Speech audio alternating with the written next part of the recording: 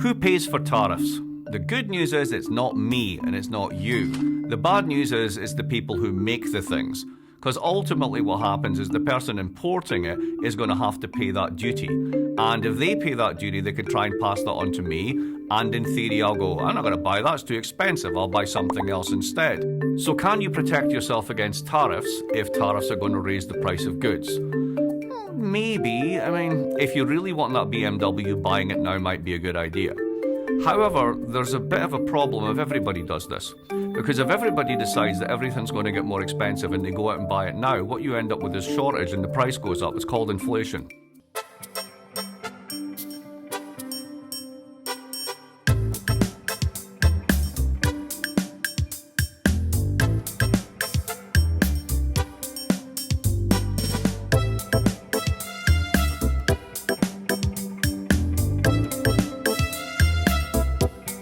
All right, you heard his fantastic voice at the beginning of the episode. He's a professor of international economics at the Watson Institute for International and Public Affairs over at Brown University.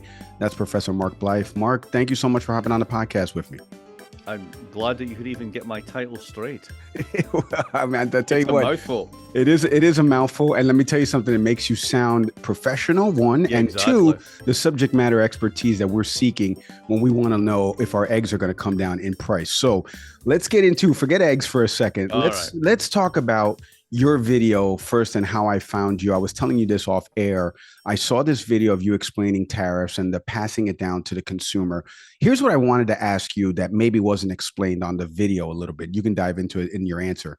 When you heard the president's economic plan during the campaign cycle, and now you see this tariffs coming to fruition, what were some things that were running through your mind and that you were echoing to people? Were you warning everyone that we could be headed here? Good question, man. So here's the weird thing, right?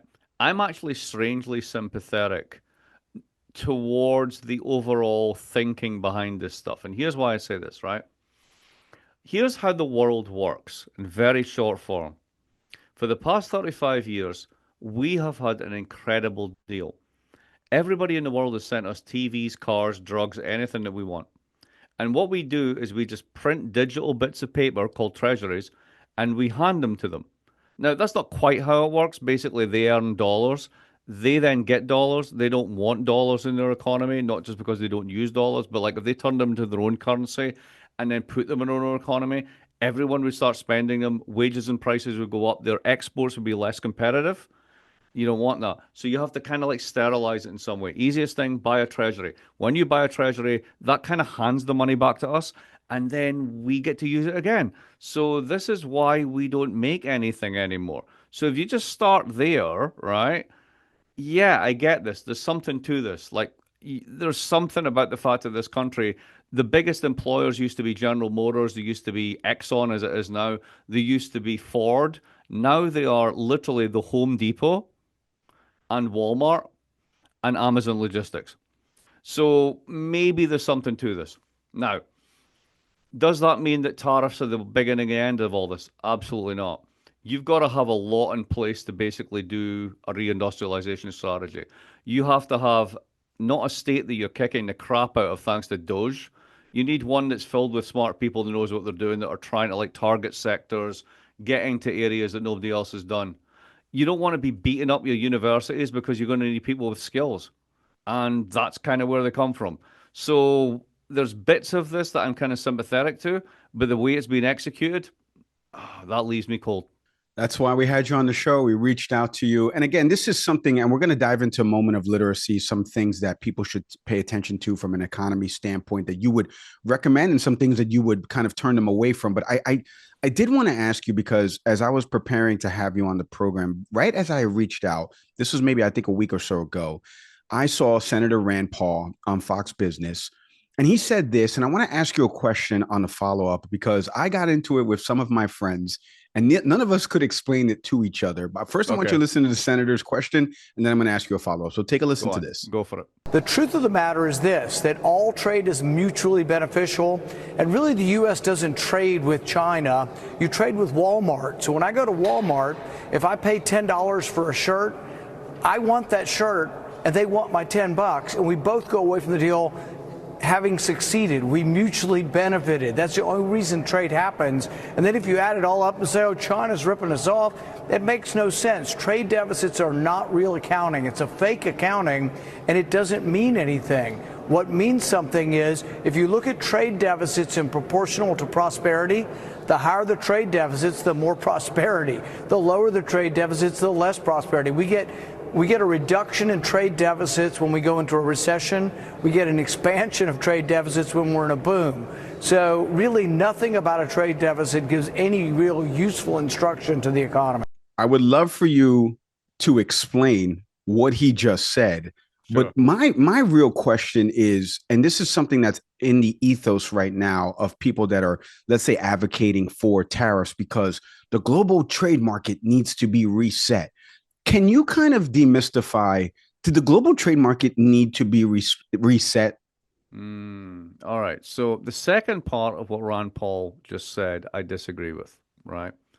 Because ultimately, you can still hollow out an economy if you try hard enough, right? Here's the thing. If you continually import stuff from someone else, you don't make it yourself. That means that you suffer unemployment in those sectors. If you do that for a very long time, you no longer know how to do those sectors. You don't have skills in those sectors. You don't have people in those sectors. And if you decide one day those sectors are kind of important to you, then you got a problem. Here's where Rand Paul is absolutely on the money. So let's take an example. Pineapples. The only place in the United States that makes pineapples is Hawaii. Now imagine Hawaii was a separate country. Hawaii does tourism. It brings Americans in, which registers as a services export, and it sells us pineapples. Hawaii would run an enormous trade surplus, I should say, with the United States. Do you think for 1 minute that that is significant? Like, just stop there, right? Because they're selling us stuff that we don't make, and we're much bigger than them. So why would this matter? So let's bring those two things together. What Rand Paul is saying is true, which is that generally speaking, you buy stuff you don't make yourself, and that makes us both better off. But there's a downside to this. If that's what you do for 30 years, you hollow out large parts of your economy, and then one day you might go, oh shit, we would like to make that stuff ourselves, and then you got a problem. So, but let me ask you now on the second part, and I appreciate you explaining his answer, because this is why we do this show, long form content, so people can kind of understand things broken down in a simpler way. But this idea and this notion that the global trade market needed to be reset. There's all this talk about post-World War II and what the U.S. set up. So can you tell us who should we blame for the global trade market needing to be reset? And did it need to be reset? Please demystify. And by the way, if I'm saying that wrong, tell me, Mike, you are actually wrong. The people that are saying this are correct. We were being taken advantage of by XYZ country. No. You can't be taken advantage of when they're selling you stuff cheaper than you can ever make it yourself. Unless your claim is, in doing so, they're somehow taking us over. Now, they're not taking us over. They're just giving us really big TVs way cheaper than we could ever make ourselves. The downside of which is you no longer make TVs, right? Now, there's a cost to this and a benefit to this. To freeze frame and say to everyone, you're being taken advantage of, right? It's kind of like, you ever been in a relationship with someone, one of those relationships, where you're definitely getting something good out of it, but they're sucking your soul out at the same time, right? You figure that out after a while. It's kind of hard to break up the relationship, right? This sort of stuff. This is what we've done with the rest of the world, because they're growing, because they're in a good position, because they've got cheaper wages than us. They've got like stuff that they can make that we could make, but they do cheaper. And we just said, screw it. Let's just do this. Let's do Walmart, right? Let's do dollar store. And that enabled us to basically have more consumption than we otherwise would have. But the long-term price of that is, large parts of the countries don't look so good. So we've got huge wealth in this country, incredible wealth, right? No more wealth than ever. But the distribution of it is such that like a huge number of people are like, where's my share of this? And part of that's tied up with trade, but part of it goes to other stuff as well. We're so fixated on this trade stuff, right? Think about this. Take a state like Wisconsin. Back in the 1970s, Wisconsin's a big industrial state. It lost 1/3 of its manufacturing jobs not to Mexico and not to China, but to places like Texas because they were right to work states. So the companies went, screw the unions, we're going down there because it's cheaper. And then from there they went to Mexico, and then from there they went to China. To this day, almost half the stuff that comes from China comes from foreign corporations. A lot of them are Americans. So this idea that China is eating our lunch, well, where do you think they got the corporations from? They're American corporations that moved there. It's Apple, it's Nike, it's everybody else. Yeah, I live in a right to work state. I'm in Florida, so I understand that. And I understand people moving obviously outside of some of the Californias and New York's office space Yeah, is too totally. expensive, and you go down to Think Texas. about like perfect example, Florida, right? What is Florida? Florida is a tax haven for Mhm. everybody who doesn't want to pay state income tax. If you're a retiree on less than a shit ton of money and you want to like have a decent retirement, you want sun, and you would like to have an extra 10% of your income, so you leave New York and you go to Florida. This is what's happening globally. Now tell me who's responsible for that? Who's at fault? Who's taking advantage? It's not that clear, is it? Right. Right. You gave away the game as to why I moved to Florida, by the way, Professor. But but I did want to ask you, and we've been talking about this, and Nick loves to do this, my co host who couldn't join us for this interview, but he loves to do this moment of literacy thing. And I was alluding to it earlier in the interview, but what are some things right now for the people uninitiated? They don't watch CNBC, they don't never heard of Jim Cramer, they don't watch any of these shows, Fox I don't Business. watch any of that stuff either, so There you that's go. fine. Perfect. They're going to watch Can We Please Talk? What are some things being mentioned about the economy right now that people should really pay attention to in terms of indicators of success, growth versus what are some things that you think are maybe overblown on their impact to the economy? So let me talk about the one thing I think that everyone cares about that you never hear in the news. Housing, the cost of living, just living in a dwelling, having a place of your own. If there's anything that's quintessentially American, it's having a roof over your head and it's one you own. That has become so unaffordable in so many places. And yet, what are we talking about? We're talking about China, we're talking about tariffs, we're talking about tax cuts, we're talking about like AI, but we're not talking about the one thing that everybody wants to really cares about, which is putting a roof over their head and a roof over the head of their families. I find this astonishing. Now, here's why housing is so important. One of the things that we tell ourselves about the United States is that people move. And one of the reasons that things got so crappy in the Midwest and the Southeast from deindustrialization, because people don't move. Because when the firm breaks down and all the other firm breaks down and unemployment goes up, the housing prices go down, you can't sell your house, you're underwater, everybody's stuck. And then you end up in a bad situation that like perpetuates itself. You get deaths of despair, all this sort of stuff, right? Now, what would happen if we actually started to build houses for normal people again, which we haven't done since the 1970s? Then you would have to train a whole generation of people in plumbing, HVAC, electricians, all the stuff that you actually need that are real skills that you can move around the country with. And if you built a ton of housing, then yeah, guess what? Some people would lose. I would lose. Look at this place. It looks great, right? I would lose a little bit in value, but you know what? People would be able to move and the economy would be much more flexible and a lot of our problems would go. And I just find it astonishing that nobody wants to even think about this stuff. Yeah, it's very true. I mean, there was one candidate, in fairness, in the fall talking about housing and building housing. I'll leave that there, and people can do with that what they want. But I did want to ask you because Nick had written out a question for you in terms of the latest news that we saw President Trump last week. Speaking of the president, talking about the Fed Chairman Jerome Powell. Mm. Now, I would love for you to kind of again another moment of literacy here because obviously there's some contention about whether or not he could be fired if he were to resign. What that means? What do you think? About not only the dynamic between what the Fed is supposed to represent in terms of its Yeah. neutrality. If he were to get fired, resign early, is there a possible economic downturn because of how the market would react adversely? Yeah, there is, but let me explain exactly why this is. So there's a guy I know who's a Scotsman like me. His name's Bill Blaine. He's in London. He's one of the first bond traders of Euro bonds from like years and years ago. Guy knows his stuff. And he has a way of looking at the world. He calls it the virtuous sovereign trinity. Well, what is that? So when you're buying debt from a country, you want to know, technical term, right, is it's information invariant. What does that actually mean? It means it doesn't matter what the news is, you're going to get your money back, right? That's why you buy this stuff. You buy equities, up and down, right? You buy crypto, up and down, right? You buy a good bond, doesn't matter. It's the same thing. Now, what makes that possible? Number one, you've got an independent central bank that's miles away from the politicians that does what it needs to with interest rates and stuff like that to make sure that it stays the same value. You have underneath that something that nobody ever thinks about, a debt management shop that basically buys and sells these bonds and resells them and manages the whole stock of debt in such a way that interest rates stay exactly the way they are so that the central bank can do their job. Third leg of the stool, a bunch of politicians who have no idea how this works but are smart enough to know to stay away from it. Once you break that, you break the other two.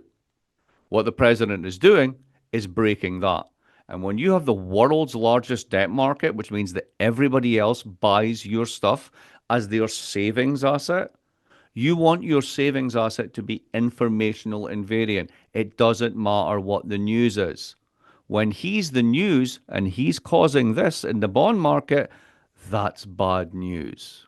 There we go. Everybody, you heard it here, straight from the horse's mouth. That's bad news when you do things like that. So let me ask you just a follow up on that. When you saw the announcements of the tariffs and the way the markets reacted, and then the pulling back of tariffs, and then you saw the chart, can you kind of take me through, because you're the economist on this show, take me through what were some things that you were watching saying, I wouldn't have done that, or was there anything that you were like, this is going to be confusing, this is going to send us somewhere? What were your initial reactions and impressions as somebody who's very well versed in this? It's dead easy. Look, at the end of the day, if you want to do tariffs to make things so expensive that companies come to your country to make it, so you make it rather than someone else, they stay up. You don't take them down. You don't do a 90-day pause. They stay up. Second thing is you do it at such a level whereby you edge it up a little bit just to make it uncomfortable. And then you go, right, lads, 60 days from now, it's doubling. Get used to it. And 180 days from now, I'm doubling again. Because I've got 4 years on this runway. And I know that you are big companies, complex supply chains, loads of people that are employed. I don't expect you to be able to do this in 60 to 90 days. We're going to phase this in, but it is permanent and we're not screwing around. Or we can just make up numbers by basically dividing the trade deficit by basically, I think, what was it again? The total volume of trade by the trade deficit, I think was Right. how they ended up doing it. Which makes no sense whatsoever because then Lesotho runs a huge trade surplus with the United States, which is like Hawaii in the trade surplus. So no. Then you then say, okay, well, that's freaked out the bond market, what we were just talking about. So we're now going to take them down. There's a 90-day pause, right? Is it 90 days? Well, wait until someone pisses them off, and then it'll be like, no, you will get 97% extra tariffs. And nobody knows what's going on. Now, here's the problem with this. Doesn't matter what your politics are, doesn't matter which country in the world you live in. At the end of the day, capitalism runs on investment. Investment is because people make investment decisions. And if these people don't know what they're going to get from month to month, they're not going to make those decisions. They're going to go to cash. They're going to go to cash equivalent. They're going to go somewhere else, anywhere else apart from your uncertainty. So if you're a giant uncertainty generator, there's a problem. Everybody wants cheap airfare, but where do you find it? You call Low Cost Airlines. They specialize in cheap flights, discount hotel rooms, cheap car rental rates, and with a best price guarantee. If you want the lowest prices on your airline tickets or other travel services, call now. That's right, call. That's the only way to get these rates. Experts are standing by 24/7 to get you the cheapest airfare and hotel rates available. So don't wait. Call now.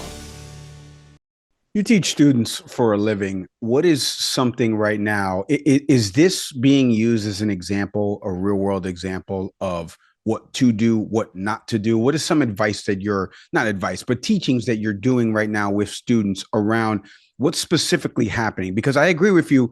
There's the media vacuum of like, maybe this is moving in this direction, that direction. They have to feed that 24/7 machine. But like for the teachers out there that are teaching the next wave that are coming into it, what are some things that you're telling them? Is this a case study that you're using in the classes?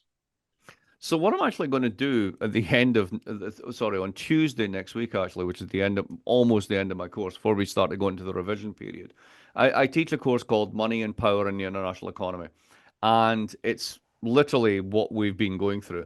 In fact, when we did the class on trade was April 2nd, so the tariffs went up. I was like, hello, right?